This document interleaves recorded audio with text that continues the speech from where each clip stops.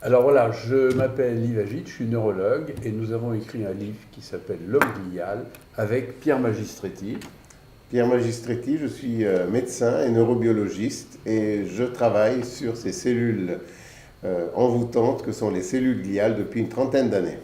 Dans ce livre, en fait, nous avons voulu mettre en lumière ce qu'on appelle, on pourrait appeler la moitié oubliée du cerveau, ces cellules gliales qui sont très importantes pour toute une série de processus physiologiques du cerveau et également dans certaines maladies neurodégénératives notamment.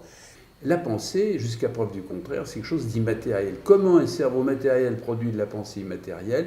Jusqu'à présent, on pensait que c'était seulement avec les neurones.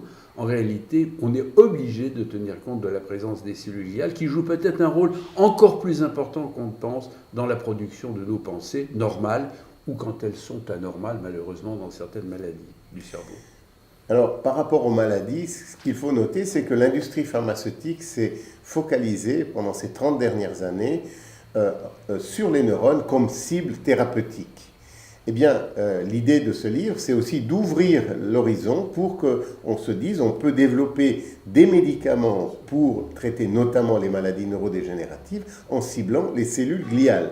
Parce qu'il faut bien admettre que 30 ans de développement pharmaceutique ciblé sur les neurones n'a pas apporté beaucoup de résultats. Donc, ça vaut la peine de regarder sur les cellules gliales. De mon point de vue, c'est le message essentiel d'ailleurs. C'est le message essentiel. Il y a beaucoup de médicaments pour guérir les maladies de notre corps, l'hypertension, le diabète, etc., toutes ces maladies. Bon, mais pour les maladies dégénératives du cerveau, on ne peut rien faire. On peut soulager, mais on ne peut pas guérir. Eh bien, jusqu'à présent, ne travaille que sur les neurones. Les cibles pharmacologiques n'étaient détectées que sur des neurones. Il faut les détecter aussi sur les cellules gliales. C'est peut-être une révolution dans le domaine de la pharmacie.